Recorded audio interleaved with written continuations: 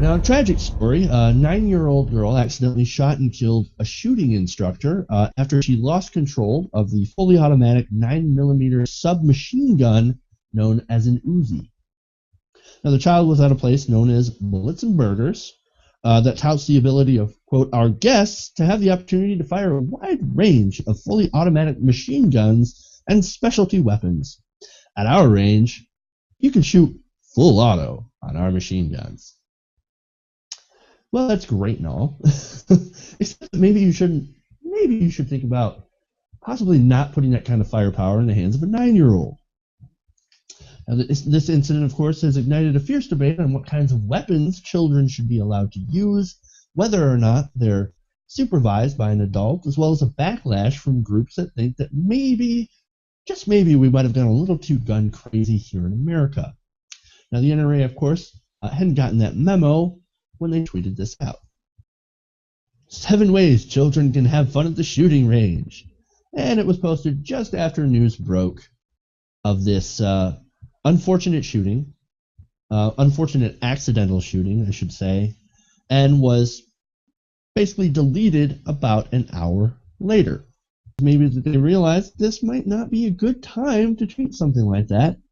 Although someone thought so, since the article this tweet referenced was from last week. But before we get more into that, Nick, I want to go over to you, get a Canadian perspective. This is generally a terrible idea. Arming kids and then telling them how they can have fun at a shooting range. Not a wise idea. No. And it's just... sorry, I'm at a loss for words. Listen, I can understand the stupidity just putting Nick into a coma because it's mind-boggling how these folks, there's just absolutely no stopping the rhetoric coming out of that. After a shooting, they'll release a press release. We had an incident up here in Canada, just to make you feel better, America, this week of our Justice Minister, Peter MacKay, with a lovely shirt that said "No compromise" with a gun. He was with the gun nuts in the Canada's NRA. And, of course, that got a lot of press attention. That group, right after the RCMP shooting out on the East Coast this year, there was a guy who, a manhunt for a guy. And they put out a release immediately. Like, before the cops had even said, had finished the manhunt, there was a release out saying, hey, everybody, let's not let this incident take away our gun rights. And it's just... Once again, it goes back to the issue of it's not about taking away people's freedoms of guns. It's about responsible gun ownership. And it's also about, as Jordan, would come on this show and say, it's about, gun owners being responsible and keeping their guns in a gun safe and et cetera, et cetera, et cetera. And the problem that we have is that we're confusing freedom with free for all. And that's, I think, a big problem. I think the idea of just not understanding the difference between, yes, you have the right to do something, but you can't go crazy. It's not insane. Everything is an absolutism, and if you just don't get absolute freedom, freedom doesn't exist at all. And I think that, you live in this society, there's 1,000 different examples in this society of where we put limits on things for the rest of the public safety. And this goes back to that. And, of course, they want to start them young. It's like big tobacco or anything else. And the last thing that they basically have is the religious argument.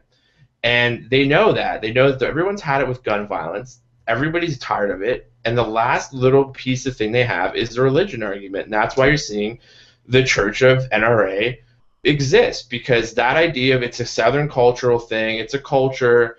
You just don't like the culture. You're infringing on our cultural freedom. It's this, if we can become kind of like a religion and try to use that as an example of listen, the 7-year-old should be with their parents and spending good quality gun time, then we have this idea it's church and it's this holy thing and don't tread on me, whatever.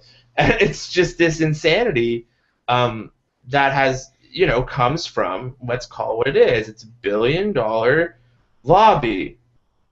It's this isn't grassroots. It's billion-dollar gun lobbyists who want to make sure they make more money. And within that movement, I'm sure there are some legit, nice gun-owning folks who really do take their kid to the shooting range and are responsible. But there's also, I'm sure, a nuclear scientist who would take his kid to the lab and be very responsible. But it's just not a good idea in general. And I'm being facetious, obviously. I mean, you watch the video. She fired the one round in semi-auto mode, and that was fine. It was in control.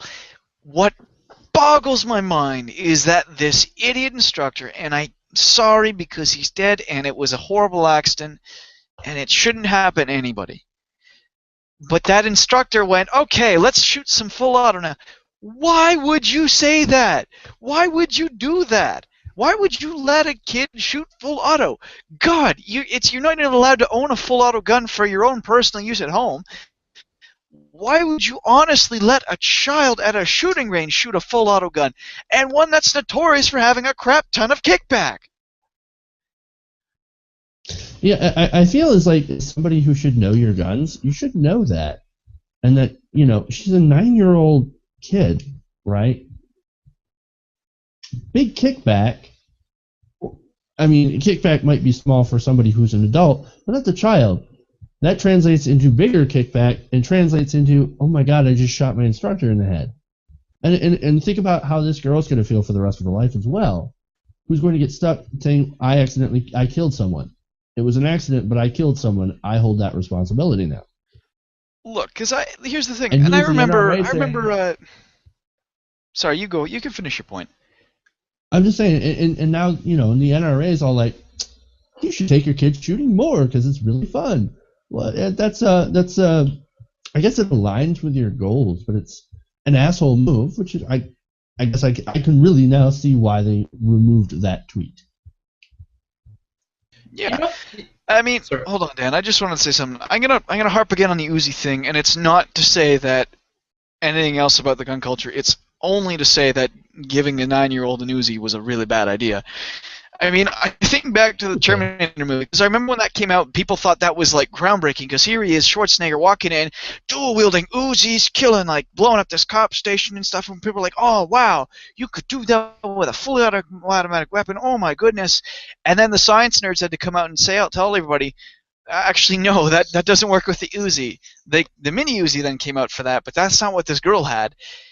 So it's like, we had this discussion already. We had this discussion after that movie came out. That this is not, you can't just hold this thing weak sauce in a single arm, and you certainly can't give it to a 9-year-old, because you think a 9-year-old could hold a gun and has the strength of one adult's arm? Not even close. It's just generally a bad idea, and I still can't get over the fact that it's just the Uzi point. That's the thing I'm most amazed by. The fact that she thought putting an Uzi on full auto in a child's hand was a good idea, and that the NRA would release this tweet after that.